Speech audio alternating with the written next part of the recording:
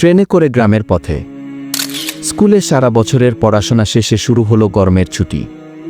ছোট্ট আরাফ খুব খুশি, কারণ ছুটির দিন মানেই গ্রামে যাওয়া, দাদুর কাছে লিচু, আম আর খোলা মাঠে দৌড়াদৌড়ি। সকালবেলায় বাবা তাকে নিয়ে রওনা হলো রেল স্টেশনের দিকে। আরাফের চোখে মুখে আনন্দের ঝিলিক। সে প্রথমবার বাবার সঙ্গে ট্রেনে চড়ছে। ট্রেনে উঠে সে জানালার পাশে বসে গেল।